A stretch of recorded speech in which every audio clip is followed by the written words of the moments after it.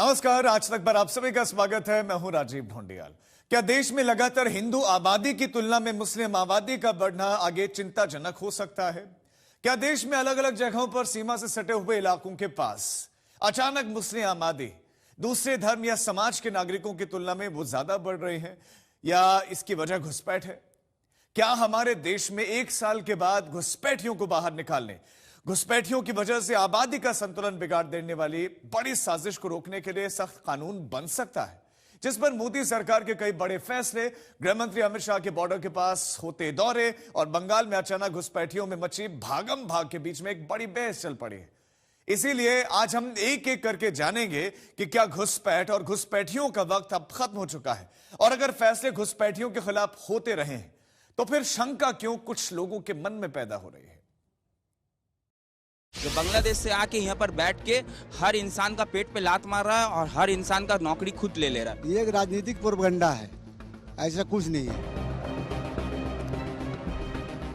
वो पॉपुलेशन जैसा था वैसे ही है।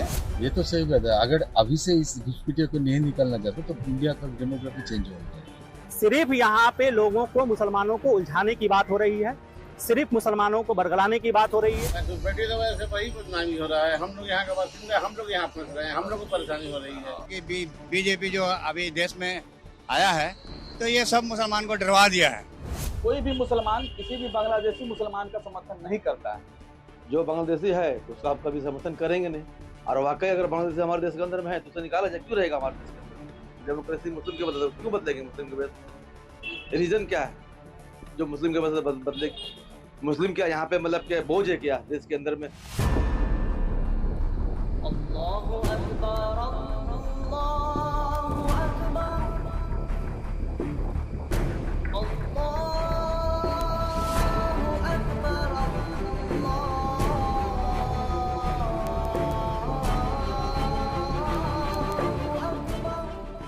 बकरीद पर सड़क की जगह मस्जिद में नमाज करने वाले,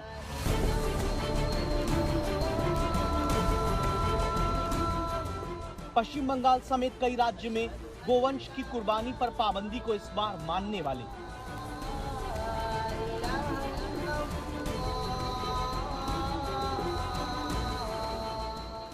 देश के मुस्लिमों के मन से लेकर भारत के तमाम नागरिकों के मन में दो सवाल चल रहे हैं। क्या मुस्लिमों की वजह से आबादी का असंतुलन बढ़ रहा है? और क्या घुसपैठ करके डेमोग्राफी यानी किसी इलाके में आबादी का अनुपात बिगाड़ देने वाले अब किसी हालत में बचेंगे नहीं?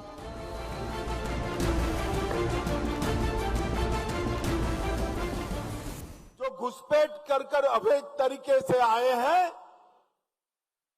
वो अपने आप जहां से आए हैं वहां वापिस चले जाए।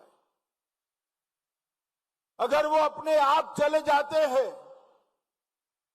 तो बंगाल सरकार भी उन पर कोई केस नहीं करेगी, जाने के लिए उनकी सहायता भी करेगी। देश भर से एक एक घुसपैठिए को चुन चुन कर देश के बाहर निकालना ये हमारी सरकार का संकल्प है।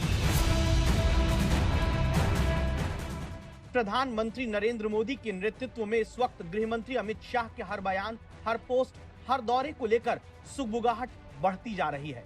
क्या देश में घुसपैठियों के खिलाफ सबसे बड़ा फैसला जल्द होने वाला है, जिसकी एक झलक 26 मई को दिखती है, जब सोशल मीडिया पर गृहमंत्री ने पोस्ट किया, लिखा, घुसपैठ और अन्य कारणों से अननेचुरल डेमोग्राफिक चेंज किसी भी राष्ट्र के वर्तमान और भविष्य के लिए एक बहुत बड़ी चुनौती है।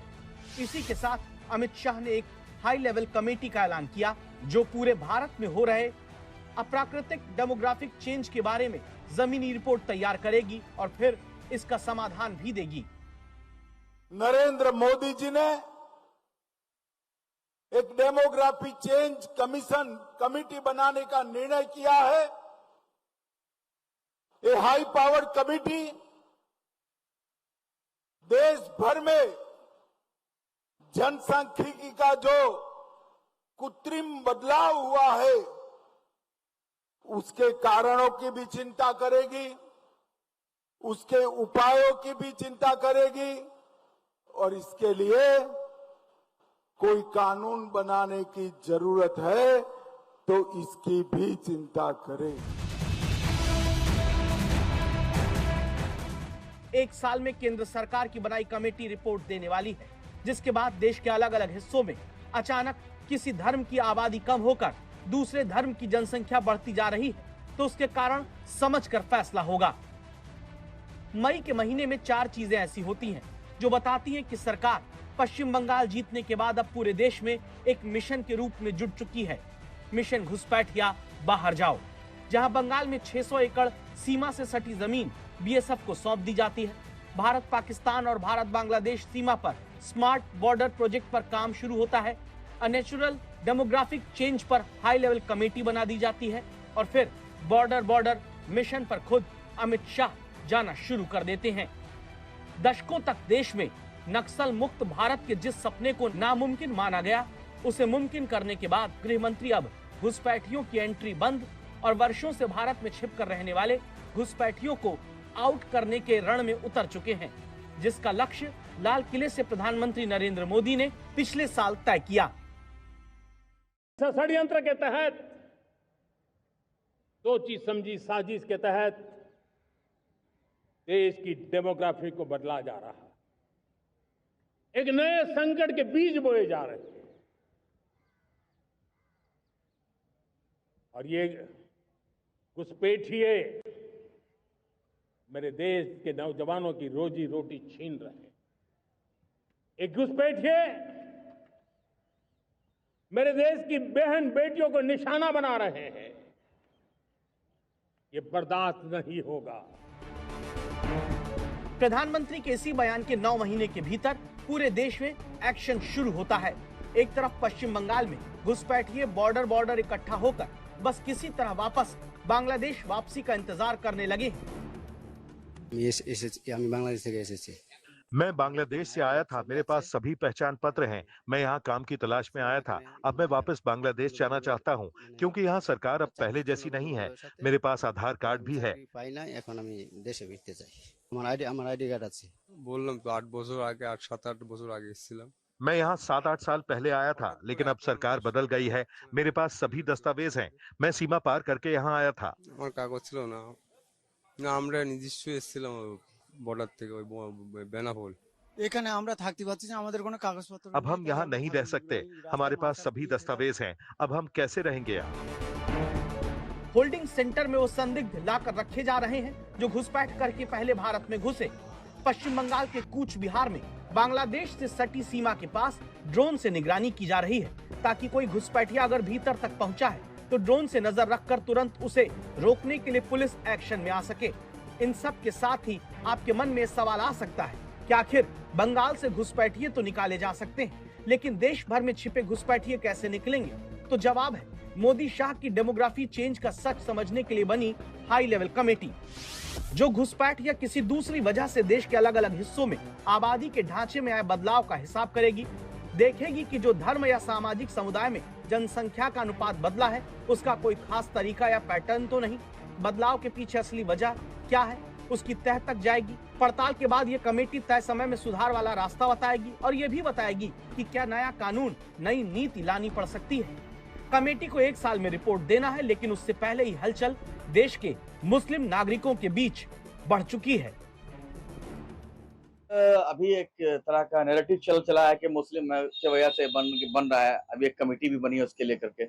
मगर आप बताइए कि यहाँ पर जितने हम लोग खड़े हैं, हमारे 2 बच्चे हैं, इनके 2 बच्चे हैं, आपके कितने बच्चे हैं? 2 बच्चे हैं, इनके 2 बच्चे हैं। अब बताइए कि यह आबादी, हम लोग तो भारत सरकार के नॉर्म्स को फॉलो करते हुए हम 2 हमारे 2 के साथ चल रहे हैं। लगभग लोगों की फैमिली आजकल वही है, 2-3। तो हमारे वजह से कैसे चेंज हो रहा है? गवर्नमेंट का क्या कह रहे हैं? डेमोक्रेसी मुस्लिम के वजह से क्यों बदलेगी? मुस्लिम की वजह से रीजन क्या है जो मुस्लिम के वजह से बदलेगी? मुस्लिम क्या यहाँ पे मतलब क्या बोझ है क्या देश के अंदर में? हम इस देश के है ना, मतलब के क्या बोलते हैं उसको, बाय चॉइस नहीं, क्या बोलते हैं, इन चॉइस नहीं, बाय चॉइस है। हम इस देश में रहते हैं, वरना हम तो पाकिस्तान के समय हम भी चले जाते ना, लेकिन हमको हमारे देश से मोहब्बत है तो हम बाय बर्थ यहीं पे है। ये राजनीतिक जुमला है और जो है यहाँ पे हिंदू का आबादी भी बढ़ रहा है तो मुसलमान का भी आबादी बढ़ रहा है। ऐसा नहीं है, ये आप बाढ़ देख रहे हैं, बाढ़ में मुस्लिम का आबादी ज़्यादा है, तो इसके बाद अगर आप हम भूई क्लास एरिया में जाइएगा तो वहाँ बिहारी हिंदू और बंगाली हिंदू, जब से ज़्यादा बिहारी हिंदू और बंगाली हिंदू वहाँ भी रह रहा है। ठीक है, वहाँ भी आबादी बढ़ रहा है, यहाँ भी आबादी बढ़ रहा है। जब यहाँ 44,000 वोट है तो वहाँ का भी 43-42,000 वोट है। इसका वजह से आबादी का इसमें कोई इशू उठना नहीं चाहिए। अब सवाल ये आता है कि क्या वाकई भारत में डेमोग्राफी अप्राकृतिक रूप से बदल रही है? डेमोग्राफी के असामान्य रूप से बदलने, यानी कि जहां पर हिंदू पहले ज्यादा रह रहे थे वहां पर अचानक मुस्लिम, या फिर जहां सिख या ईसाई ज्यादा रहे वहां पर मुस्लिम आबादी बढ़ने के पीछे क्या कोई खास वजह है? और क्या इसकी वजह से राष्ट्र की सुरक्षा तक को खतरा हो सकता है? पीएम की आर्थिक सलाहकार परिषद ने जो रिपोर्ट 2014 में दी है, वो रिपोर्ट बताते हैं कि 1950 से 2015 के बीच कुल आबादी में हिंदू आबादी का 7% तक घटा है और मुस्लिम जनसंख्या बढ़ी है। घुसपैठियों को बचाने के लिए निकले हुए लोगों को भुगतना पड़ेगा। मेरे शब्द सुन के रखो, ये देश उनको माफ नहीं करेगा। लक्षद्वीप, जम्मू कश्मीर, लद्दाख, पंजाब, मिजोरम, नागालैंड, मेघालय, अरुणाचल प्रदेश और मणिपुर, देश के 6 राज्यों, 3 केंद्र शासित प्रदेशों में आबादी के आधार पर हिंदू की संख्या कम है। हिंदू अल्पसंख्यक नजरिए से यहाँ देखे जाते हैं। सवाल है कि और कितने राज्यों में हिंदू आबादी के आधार पर अल्पसंख्यक होने वाले हैं। जब डेमोग्राफी परिवर्तन होता है, सीमावर्ती क्षेत्रों में डेमोग्राफी में परिवर्तन होता है, तब राष्ट्रीय सुरक्षा के लिए संकट पैदा होता है।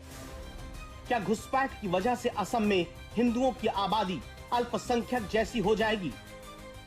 कांग्रेस पार्टी ने सालों तक असम को घुसपैठ का मुख्य द्वार बनाया। असम के 9 जिले घुसपैठिया बहुल हो गए। मैं आज हेलाकांडी की इस पवित्र भूमि से कहकर जाता हूं, ये भारत की भूमि है, यहां कोई घुसपैठियों की जगह नहीं है। क्या घुसपैठ के साथ लव जिहाद भी डेमोग्राफी बदलने की बड़ी वजह है? डेमोग्राफी बदलने की जो साजिश हो रही है, लव जिहाद के नाम पर हमारी बेटियों के साथ जो खिलवाड़ किया जा रहा है। क्या भारत की डेमोग्राफी बदल रही है? क्या भारत में हिंदुओं की आबादी तेजी से कम हो रही है? मुसलमानों की आबादी के बढ़ने की वजह क्या सिर्फ घुसपैठ ही है? इन सवालों का जवाब जानने के लिए नरेंद्र मोदी सरकार हाई लेवल कमेटी का ऐलान कर चुकी है, लेकिन बीजेपी नेताओं के बयानों से साफ है कि आने वाले चुनावों में डेमोग्राफी में आता बदलाव ही उनका सबसे बड़ा मुद्दा होगा, जिसके लिए बीजेपी नेता अक्सर घुसपैठ और मुस्लिमों के ज्यादा बच्चे पैदा करने को इसकी वजह बताते हैं। एक चीफ मिनिस्टर ये क्यों बोलते हैं? सुप्रीम कोर्ट बोलते हैं कि असम इज अंडर थ्रेट, और अभी सुप्रीम कोर्ट ने एक जजमेंट दिया in constitutional bans that bans empower Assam government in 24 hours to evict people. मैं तो 1 रुपया का बात बोला हूं, सुप्रीम कोर्ट बोला है 26 घंटा में उनको बाहर भगाओ। घुसपैठ का जिक्र आते ही असम और पश्चिम बंगाल का नाम लिया जाने लगता है, जहां बांग्लादेश से सटे जिलों का आबादी का हुलिया बदल गया है। पिछले साल अक्टूबर में असम के मुख्यमंत्री हेमंता बिस्वा शर्मा ने एक ग्राफ शेयर किया और दावा किया कि असम में दशकों से हो रही अवैध घुसपैठ के कारण बड़े पैमाने पर डेमोग्राफी बदल चुकी है। इस ग्राफ में हेमंत बिस्वा शर्मा की तरफ से बताया गया कि 1971 में असम की आबादी में 24.5% मुस्लिम थे, जो अब बढ़कर 38% से ज्यादा हो गए। वहीं 1971 में 72.51% हिंदू, जो तेजी से घटकर 57% पर रह गए। जो लोग बांग्लादेशी मुसलमान के लिए रोते हैं, मेरा कोई आपत्ति नहीं है, बट हमारे असमिया लोगों के लिए भी तो रो, बराबर करो, बैलेंस करो। एक समाज के लिए आप रोते हैं because you are secular, but जो एक एथनिक कम्युनिटी टुवर्ड्स एक्सटिंक्शन जा रहा है, हमें असम का 30% भूभाग से बाहर निकाला गया है तो हमारे लिए कोई नहीं रोएगा। असम के चुनाव में हिमंता का बांग्लादेशी घुसपैठियों के खिलाफ यह कड़ा रुख जनता को पसंद आया और बीजेपी पहली बार अपने दम पर बहुमत की सरकार बनाने में कामयाब हो गई। लेकिन सवाल है कि क्या भविष्य में हिंदू असम में आबादी के आधार पर अल्पसंख्यक हो सकते हैं? मेरा असम में मुस्लिम पॉपुलेशन 40% हो चुका है। 1951 में 12% था। आज असम में मुस्लिम पॉपुलेशन 40%। हम जिला की जिला खो चुका हूं। तो मेरे लिए ये मुद्दा पॉलिटिकल नहीं है, मेरे लिए ये जीना और मरने का मुद्दा है। हिमंता की तरफ से मुस्लिमों की आबादी 40% बताए जाने की वजह साल 2001 से 2011 के बीच हिंदुओं के मुकाबले मुस्लिमों की प्रजनन दर का ज्यादा होना है, जिसके हिसाब से अनुमान है कि 2037 में होने वाली संभावित जनगणना में मुस्लिम आबादी का अनुपात 44.52% और 2047 की जनगणना में 49.31% हो जाएगा। यानी असम में मुस्लिम जनसंख्या की वर्तमान विकास दर बरकरार रही तो 2047 तक राज्य में मुस्लिम आबादी हिंदुओं से ज्यादा हो जाएगी।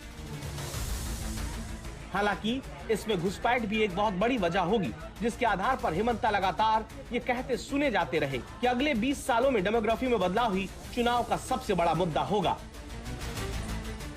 We do not fight with the Indian and Assamese Muslim. हमारा जो लड़ाई है ये बांग्लादेशी मुसलमान से है। अगर कोई बाकी सीएम होते थे, बोलता है रिक्शा वाला को धक्का मार के बांग्लादेश भेजो, लेकिन मैं इतना मेरा बड़ा डील है, मैं बोला यार 5 रुपया का जगह में 100 रुपया दे दो। अमित शाह डेमोग्राफी में बदलाव के लिए सबसे बड़ी वजह में से एक को घुसपैठ मानते हैं। पिछले साल अक्टूबर में अमित शाह ने सोशल मीडिया पर आबादी को लेकर कुछ आंकड़े जारी किए। इसमें 1951 से 2011 तक की जनसंख्या के आंकड़े बताए गए, जिसमें कहा गया कि 1951 में 84.1% हिंदू थे, जो 2011 में घटकर 79% हो गए। वहीं इस दौरान 9.8% मुस्लिम आबादी 2011 तक बढ़कर 14.2% हो गई। शाह ने दावा किया कि 2001 से 2011 में हिंदू जनसंख्या में वृद्धि दर 16.8% थी और मुस्लिम आबादी 24.6% की दर से बढ़ी। अमित शाह ने कहा कि 1951 से 2011 तक जनसंख्या वृद्धि दर में जो असमानता दिखती है, उसका कारण घुसपैठ है। ये राष्ट्रीय सुरक्षा के लिए बहुत बड़ा खतरा है। इसलिए अब देश में एक डेमोग्राफी मिशन शुरू किया जा रहा है। भाजपा का लक्ष्य है घुसपैठियों से देश को बचाएंगे, घुसपैठियों से देश को मुक्ति दिलाएंगे। बीजेपी और मोदी सरकार की तरफ से डेमोग्राफी में बदलाव को लेकर झारखंड का भी हवाला दिया जाता है, जहां 1951 से 2011 के बीच आदिवासी 36% से घटकर 26%, हिंदू 87.9% से घटकर 81.7% हो गए, जबकि मुस्लिमों की आबादी 8.9% से बढ़कर 14.5% हो गई। सामाजिक समरसता को आज डेमोग्राफी में बदलाव के षड्यंत्र से, घुसपैठियों से भी बड़ी चुनौती मिल रही है। यह हमारी आंतरिक सुरक्षा और भविष्य की शांति से भी जुड़ा हुआ प्रश्न है और इसलिए मैंने लाल किले से डेमोग्राफी मिशन की घोषणा की है। झारखंड की तरह ही बिहार के सीमांचल का भी हवाला दिया जाता है, जहां साल 2001 से 2011 के बीच मुस्लिम आबादी 30% के करीब बढ़ी है, जिसे बीजेपी डेमोग्राफी में बदलाव से जोड़कर देखती है। इसीलिए सरकार की तरफ से एक तरफ घुसपैठ पर लगाम लगाने के लिए नए सिरे से कोशिश की जा रही है, तो वहीं डेमोग्राफी में आ रहे बदलाव के कारण खोजने के लिए हाई लेवल कमेटी बना दी गई, जो हिंदुओं की तेजी से घटती आबादी और मुस्लिमों की तेजी से बढ़ती जनसंख्या के दावों को हकीकत की रोशनी में पढ़ने में मदद कर सकती है।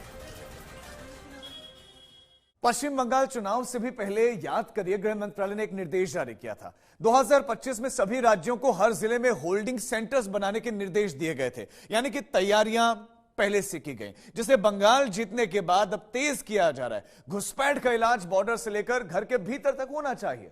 शुरुआत पश्चिम बंगाल से बड़े स्तर पर हो चुकी है, जहां पर इस वक्त सबसे ज्यादा लोग सीमा से सटे हुए इलाकों में होल्डिंग सेंटर में पहले से रखे जाते हैं और इसके बाद ये बांग्लादेश भेज दिए जाते हैं। तो क्या बंगाल मॉडल ही घुसपैठियों के खिलाफ काम करेगा?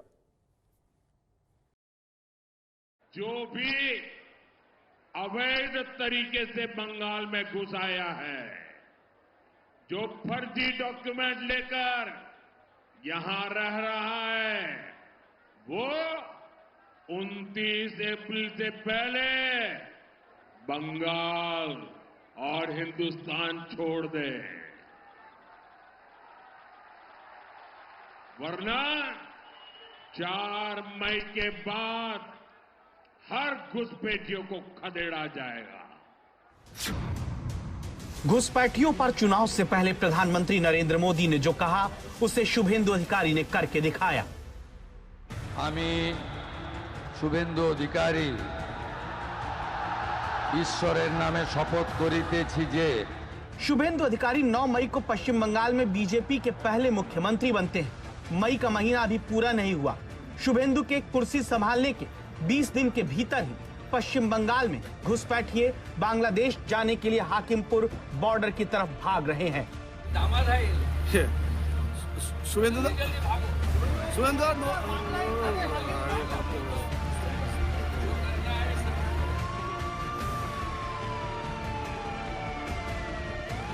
किसी ने भी नहीं सोचा था कि इतनी जल्दी बांग्लादेश के घुसपैठियों का हौसला टूटेगा और वो शुभेंदु सरकार के डर से अपने देश भागने लगेंगे। शुभेंदु कहेंगे, भागो घुसपैठियों, और बंगाल के अलग अलग इलाकों में छिपे घुसपैठिए अपने अपने घर से निकलकर भागने लगेंगे। क्या वजह है कि आपको जाना पड़ रहा है? इधर बहुत झमेला चल रहा है, वही लिए चल जा रहे हैं। झमेला चल रहा है मतलब कैसा? और सब कोई को रहने नहीं दे रहा है, हम लोग को काम दाम नहीं मिल रहा है, हम लोग चल जा रहे हैं। आप रहने वाले कहाँ के हो? हम लोग बंगाल का है। बंगाल के? तो आप बांग्लादेश से आए थे या यहीं के हो वहाँ जा रहे? नहीं, बांग्लादेश से आए थे। कब आए थे? हो गया 2-3 साल हो गया। तो बंगाल में 2-3 साल से रहने वाले बांग्लादेशी घुसपैठिए तोते की तरह बोल रहे हैं, मान रहे हैं कि शुभेंदु राज में रहना अब इनके लिए खतरे से खाली नहीं। कैसे आए थे? हम लोग को दूसरा आदमी लेके आया था। लाके फिर क्या प्रोसेस था यहाँ लाने का? यहाँ लाके उधर रख दिया है, तो बोलते आप तुम अपना काम दाम करेगा। आधार कार्ड, राशन कार्ड ये सब भी बनाया था? नहीं, कुछ भी नहीं। यहाँ कहाँ रहते थे बंगाल में? यहाँ हम लोग हावड़ा जिला। हावड़ा जिला जी। क्या काम करते थे? हम बाइक मैकेनिक है। हावड़ा से लेकर सियालदह रेलवे स्टेशन के बाहर अतिक्रमण के खिलाफ कार्रवाई की गई। बीजेपी की तरफ से दावा किया गया कि टीएमसी के राज में घुसपैठियों को अतिक्रमण करने की छूट मिली थी। इसके अलावा शुभेंदु सरकार में सख्ती बढ़ने से घुसपैठिए बॉर्डर की तरफ भागने लगे हैं। बीजेपी का आरोप है कि ममता बनर्जी की सरकार में बांग्लादेशी घुसपैठियों को कहीं भी बसने की छूट मिली हुई थी। ममता सरकार में उन्हें अपना वोट बना लिया गया था, लेकिन शुभेंदु सरकार में एक भी घुसपैठिया सुरक्षित नहीं बचेगा। ममता बनर्जी का सरकार वोट बैंक के लिए इस्तेमाल किए थे। आज ममता बनर्जी को भी मालूम था कि ये लोग घुसपैठी है, लेकिन उन लोग को आज ration card, pan card, voter card, Aadhaar card बनाकर आज हमारे राज्य का जो परिसेवा, जो साधारण लोगों का, जनता और सिटीजन को, नागरिक को मिलना था, वो आज वो घुसपैठियों को दिया गया। पश्चिम बंगाल में घुसपैठियों में मची इस भगदड़ की सबसे बड़ी वजह होल्डिंग सेंटर का ऐलान है, जिन्हें शुभेंदु अधिकारी ने सीमावर्ती इलाकों में बनाया है। उत्तर 24 परगना के तेंतुलिया का ये होल्डिंग सेंटर देखिए, जो ममता सरकार में एक रेस्टोरेंट हुआ करता था, लेकिन अब यहाँ पर बंगाल से घुसपैठियों को पकड़कर रखा जा रहा है। इस वक्त हम लोग उत्तर 24 परगना के तेंतुलिया में हैं, जहां पर बांग्लादेशियों को रखा जा रहा है। ये देखिए, ये वो पौथेर साथी जो पश्चिम बंगाल सरकार, ममता सरकार की ओर से एक समय शुरू किया गया था रेस्टोरेंट कम होटल के तौर पर। ये भवन, उसी भवन में इस वक्त यहाँ पर लगभग 250 के आसपास जो इल्लीगल बांग्लादेशी हैं, जो अवैध तरीके से भारत में आए थे, उनको यहाँ पर रखा गया है। हेल्थ ऑफिशियल्स की टीम मैं आपको दिखा रहा हूँ। देखिए, स्वास्थ्य विभाग की एक टीम को यहाँ पर रखा गया है, क्योंकि बच्चे भी हैं, बुजुर्ग भी हैं, औरतें भी हैं। पुलिस की भारी कड़ी सुरक्षा व्यवस्था के बीच यहाँ पर लोगों को रखा गया है। इनके खाने पीने का इंतजाम भी किया जा रहा है और हकीमपुर जो बॉर्डर है यहाँ से ज़्यादा दूर नहीं है, वहाँ पर जब एकत्रित हो रहे हैं जो बांग्लादेश जाने के लिए जो बांग्लादेशी, उनको ही यहाँ बेसिकली लाया जा रहा है और यहाँ पर रखा जा रहा है। यहाँ पर 1-6 और एक दोनों कैंप चारघाट मिलन मंदिर स्कूल पे त्राण शिविर है और 6-3 और दोनों तीसरा के तेपुल मिर्जापुर ग्राम पंचायत है मेदिया बास्तोहारा गर्ल्स स्कूल इनसाइड ये पोतसाती है वहाँ पर त्राण शिविर है वहाँ पर 52। इस होल्डिंग सेंटर में रहने वाले 116 बांग्लादेशियों में महिला और बच्चे भी शामिल हैं, इसीलिए यहाँ पर स्वास्थ्य टीम के साथ पानी और पंखे का इंतजाम है। उत्तर 24 परगना की तरह मुर्शिदाबाद भी बांग्लादेश की सीमा से लगा हुआ इलाका है, जहां पर वर्षों से घुसपैठ होती आई। यहां पर इस इमारत की तीसरी मंजिल पर होल्डिंग सेंटर बनाया गया, जहां पर किसी को भी जाने की इजाजत नहीं। ममता सरकार में यहां पर शादी ब्याह होता था, लेकिन अब बंगाल में छिपे घुसपैठियों को बांग्लादेश भेजने के लिए रखा जा रहा है।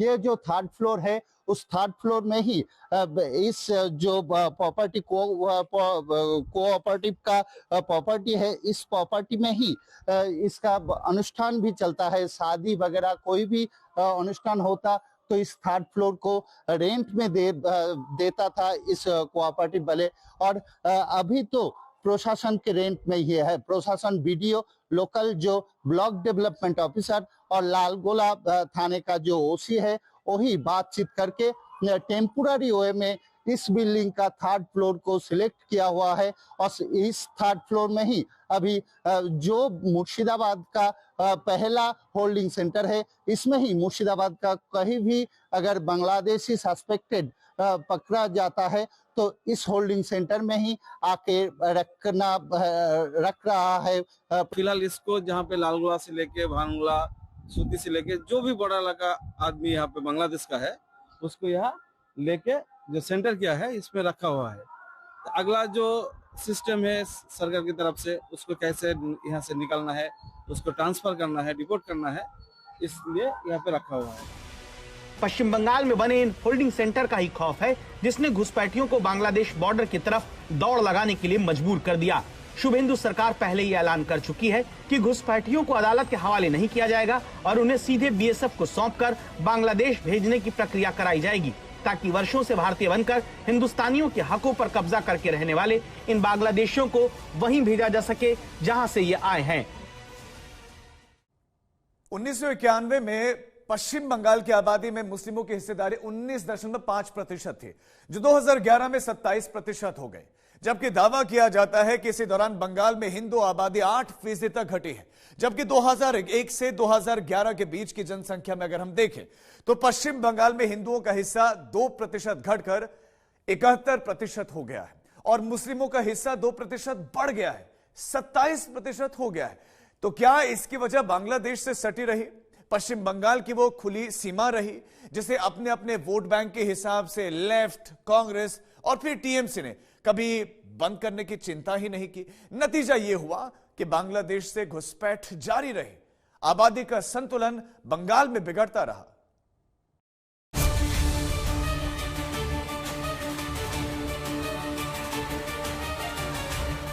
तो क्या प्रॉब्लम तो बहुत हो रहा है ना।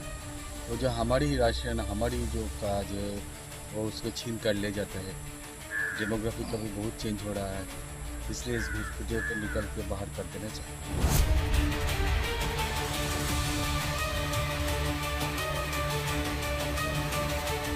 तो इस घुसपैठियों को निकाल देने से देश का ही अच्छा है।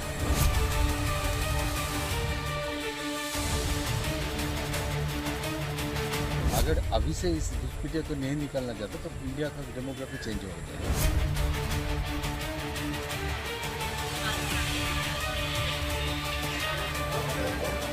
जो काम हो रहा है बॉर्डर में फेंसिंग दे रहा है तो अच्छे के लिए हो रहा है।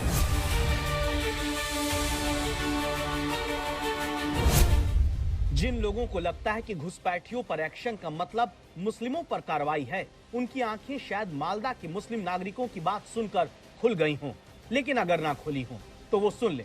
घुसपैठिए किसी और नहीं, बल्कि बंगाल के आम नागरिकों का ही हक खाते रहे, जिसका सबूत खुद मुख्यमंत्री देते हैं, ये बताते हुए कि लक्ष्मी भंडार योजना का पैसा जिन 2 करोड़ 10 लाख बैंक खातों में डाला जा रहा था, उनमें कुल 30 लाख बैंक खाते या तो फर्जी हैं या घुसपैठियों के हैं। যে ভোটার তালিকা থেকে নাম বাদ গেছে, স্থায়ীভাবে নাম বাদ গেছে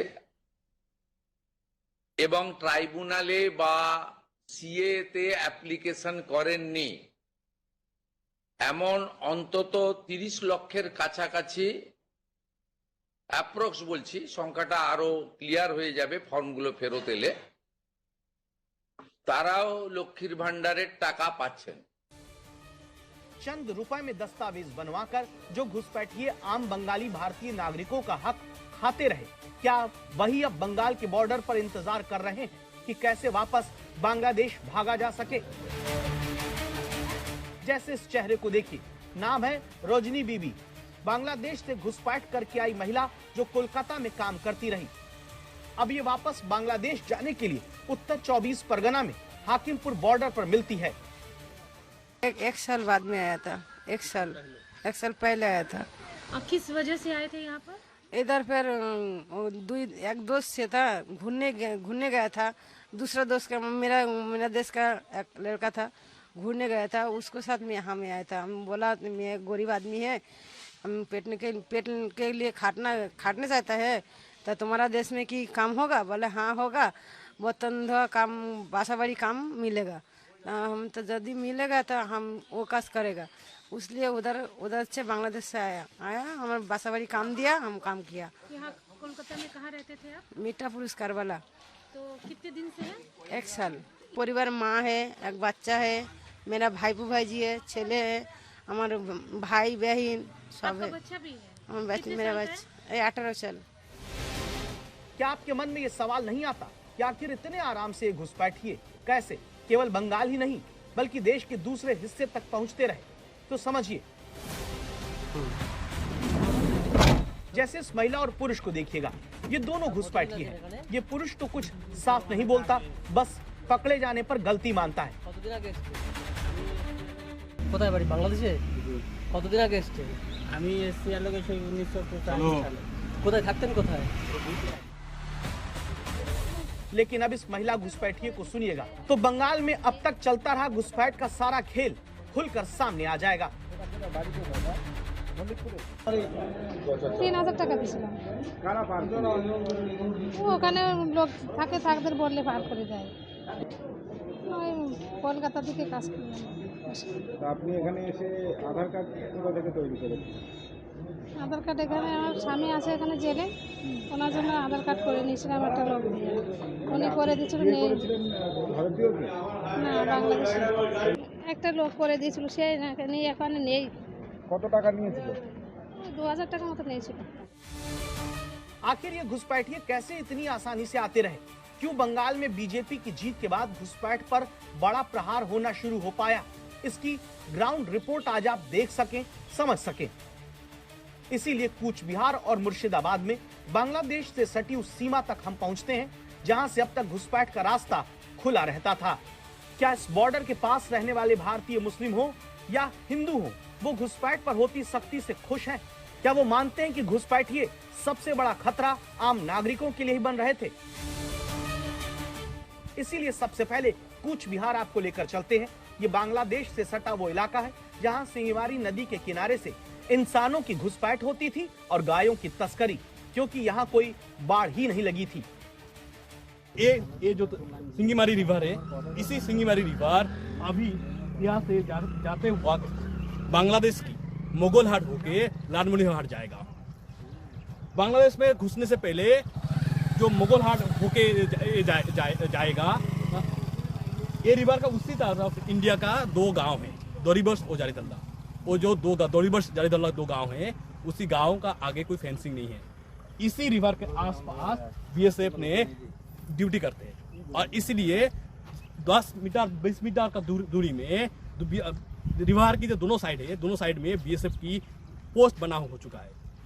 रात को इसी जगह में दिन भर रात भर इसी जगह में बीएसएफ ड्यूटी करते हैं। यही है इंडिया का, बंगाल का आखिरी डोमिनेशन लाइन जहाँ पे बीएसएफ डोमिनेट करते हैं। पहले कैसे था? पहले तो खूब खतरनाक में था सर।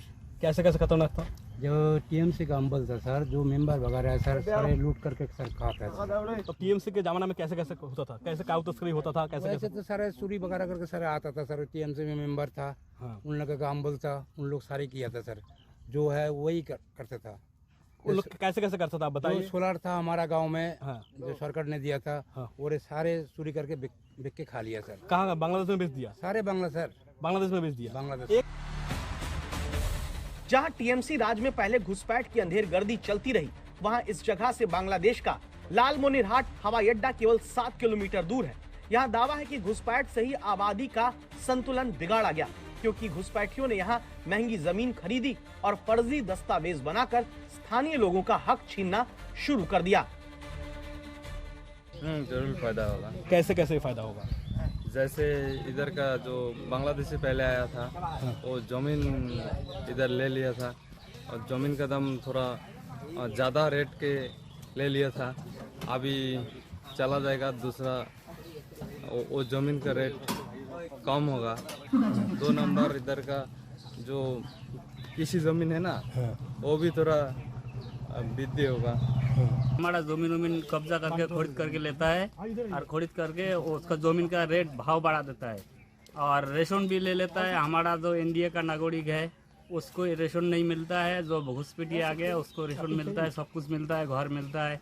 आवास योजना की जो घर आता है ना, वो सब कुछ उनको मिलता है, हम लोग को नहीं मिलता है। एक भी बठार में कोई भी घुसपैठिया नहीं है, सारे घुसपैठी अंदर चला गया। मतलब आप बोल रहे हैं दिल्ली बेंगलुरु में काम करने हाँ, उधर चला जाता है, यहीं पे नहीं रुकता है, कोई भी इधर नहीं रुकता है। क्यों? वो जानता है जब बठार में कोई भी हमला हो जाता है उसको भगा देगा, इसलिए बठार में नहीं है। जो है सब बाहर गया। अब उसको बाहर से आप चिन्हित करके भेज दो, कोई दिक्कत नहीं है गाँव वालों को। इसी तरह मुर्शिदाबाद में भारत बांग्लादेश सीमा पर आज तक संवाददाता पहुंचकर अब आपको घुसपैठ के खिलाफ देश में छेड़े गए अभियान की जरूरत बताने जा रहे हैं। पद्मा नदी के किनारे का ये वो इलाका है जहां ममता राज में फेंसिंग के लिए जमीन नहीं दी गई थी, लेकिन अब यहां काम शुरू हो चुका है। इधर ही पूरा इलाका ओपन है, यही पद्मा रिवर से, और उधर चौर, ये चौर दियर पार करके ही बांग्लादेश। इधर के कोई भी फेंसिंग नहीं है, कांटा तार भी नहीं है। वोट चुनाव के बाद ही इधर फेंसिंग का थोड़ा टेम्पोररी काम हुआ है, ये भी पहले नहीं था। इधर पूरा ओपन था, ओपन ही कैटल जैसे स्मगलिंग होता था। इधर से लेकर मुर्शिदाबाद के हर एक बॉर्डर से ही कैटल स्मगलिंग होता था और घुसपैठियों भी इधर से ही आ जा सकता था। इधर से भी जाता था, ये ओपन बॉर्डर है ना, जो बीएसएफ वाले नहीं रहते, उसके बाद बड़ा बड़ा लाठी है, हिस्सा लेके जाते थे, लेकिन अब बीएसएफ कुछ नहीं करवाते। ये वर्षा काल में ज्यादा होता था। हमने तो बहुत बार देखा है ना, बांग्ला का आदमी इधर आया था, इधर आता है, इधर आते थे, कोई दिक्कत नहीं है, कोई दिक्कत नहीं। वो थाना वाले कुछ नहीं बोलते, सब वो जो टीएमसी का लीडर उसकी हेड है ना, इसलिए जो गाय तस्करी होता था वो बहुत ही ज्यादा होता था। और इधर से जितना भी बड़ा बड़ा हम लोग देखा पिछले 2-4 साल में बहुत बड़ा बड़ा गाड़ी आके इधर से गाय तस्करी करता था। इतना हालत भी पूरा हम लोग का मीठीपुर का इलाका की हालत भी बहुत खराब कर दिया था गाय तस्करी कर करके। जैसे मान लीजिए मेरा घर के बगल से जमीन से रात में इतना गाय लेके जाता था, हम लोग कुछ नहीं कर सकते थे क्योंकि प्रशासन उसके हाथ में था। हम लोग का चीफ मिनिस्टर भी जमीन जो है वो फेंसिंग के लिए पूरा दे दिया है, सरकार बीएसएफ वालों का हाथ में दे दिया है। कुछ दिन में पूरा फेंसिंग हो जाएगा तो और भी अच्छा होगा। पिछले दिन में हम लोग अच्छे में रह पाएंगे, कोई गाय तस्कर भी नहीं होगा। सरकार जब घुसपैठ के खिलाफ ईमानदार और आक्रामक कोशिश करती है तो जनता भी उसका साथ देती है। कूच बिहार जिले के माथा भंगा ब्लॉक के पास सतग्राम मानबाड़ी इलाके के 3 लोगों ने भारत बांग्लादेश सीमा पर बाढ़ के निर्माण को सुगम बनाने के लिए अपनी मर्जी से 33 डेसिमल जमीन दान की है। बहुत प्रॉब्लम होता था बिकॉज उधर से लोग आते थे और जो वो लोग का चोरी का कारोबारी है वो बहुत मात्रा से होता था। अगर ये फेंसिंग हो जाए तो इंडिया का जो सिक्योरिटी है पूरी तरह से हम लोग सुरक्षित हो जाएंगे और इधर का जो फार्मर है और बॉर्डर के बगल में जो लोग रहते हैं उनका भी अच्छा सिक्योरिटी है। और यहाँ का सिर्फ यहाँ का सिक्योरिटी का बात नहीं है, ये पूरा हमारा इंडिया का सिक्योरिटी का बात है। तो फेंसिंग होना चाहिए। अगर फेंसिंग हो जाए तो उधर से जो घुसपैठिया आते थे इधर, वो लोग नहीं आ पाएगा और सिक्योरिटी बहुत टाइट हो जाएगा यहाँ का। हम लोग इसीलिए जमीन दिया है, जो हम लोग सुरक्षित रहेंगे, अपना देश सुरक्षित रहेगा, इसलिए मान लो ये अच्छा होना चाहिए। फेंसिंग नहीं रहने का मतलब ये है, जो पहले बांग्लादेशी आदमी आता था इधर, रात को आके गोरू अपना सामान ले जाता था, ऐसे ही घुसपैठ भी आता था। यानी जनता खुद चाहती है कि बांग्लादेशी घुसपैठिए भागे और भगाए जाएं। इसीलिए अब की बार सरकार जब सख्ती कर रही है तो बॉर्डर भागम भाग मची नजर आ रही है। अब सवाल आता है कि क्या भारतीय मुस्लिमों को इस पूरी कवायद को लेकर क्या चिंता करनी चाहिए? जवाब है नहीं, क्योंकि डेमोग्राफिक चेंज को समझने के लिए बनाई गई कमेटी घुसपैठ और दूसरे कारणों से आबादी में आए बदलाव, असंतुलन की बारीकी समझेगी, जिससे देश के मुस्लिम नागरिकों को कोई भी चिंता नहीं होनी चाहिए। खासकर तब जबकि एसआईआर को लेकर विपक्ष की राजनीति ने, आप याद करिए, कितना हो हल्ला खड़ा किया था, लेकिन सुप्रीम कोर्ट तक ने उसी एसआईआर पर उठते हुए सवालों को खारिज कर दिया। पश्चिम बंगाल में डेमोग्राफी में हो रहे बदलाव के दावों पर क्या सोचता है आम मुसलमान? ये राजनीतिक जुमला है, और जो है यहाँ पे हिंदू का आबादी भी बढ़ रहा है तो मुसलमान का भी आबादी बढ़ रहा है। ऐसा नहीं है, ये आप बाढ़ देख रहे हैं, बाढ़ में मुस्लिम का आबादी ज्यादा है, तो इसके बाद अगर आप हम भूई क्लास एरिया में जाइएगा तो वहाँ बिहारी हिंदू और बंगाली हिंदू, जब से ज्यादा बिहारी हिंदू और बंगाली हिंदू वहाँ भी रह रहा है। बांग्लादेशी अपने जगह पे है, वो अपना बॉर्डर क्रॉस के आ रहा है। वो हम लोग का राजनीतिक फेलियर है ममता बनर्जी का, जो उन लोग को यहाँ रोहिंग्या बोल कर रखने के लिए छोड़ दिया कि रोहिंग्या है, या कहीं पर आकर के बर्मा से आके बस गया, उसको बांग्लादेशी आप करार दे दीजिए या बर्मा का लोग को करार दे दीजिए। बांग्लादेश से लगते जिलों में मुस्लिम आबादी में विस्फोट के दावों पर क्या है बंगाल के मुस्लिम नागरिकों की राय? ये एक राजनीतिक है, ऐसा कोई इशू नहीं है। हाईलाइट किया गया कि मुस्लिम का आबादी बढ़ रहा है, लेकिन ऐसा कोई मैटर नहीं है, सिर्फ पॉलिटिक्स ये है। ऐसा देखा जाएगा नेशन में सब यहाँ पे इक्वल है। अब तो जितना लोग परिवार में जो है लोग कम आबादी लोग पहले जो तुलना में होता था 10-12, अब तो वो भी 2 परिवार 3 परिवार से ज़्यादा नहीं होता है। इससे तो आबादी और कम रही है, ऐसा बात थोड़ी है कि जो आबादी बढ़ रही है। क्या बंगाल में किसी साजिश के तहत आबादी का संतुलन बिगाड़ा जा रहा है? क्योंकि मुस्लिम का ये है कि उसको जो जनसंख्या के लिए उसके ऊपर कोई नियंत्रण नहीं है, वो जानबूझ के बढ़ाते हैं।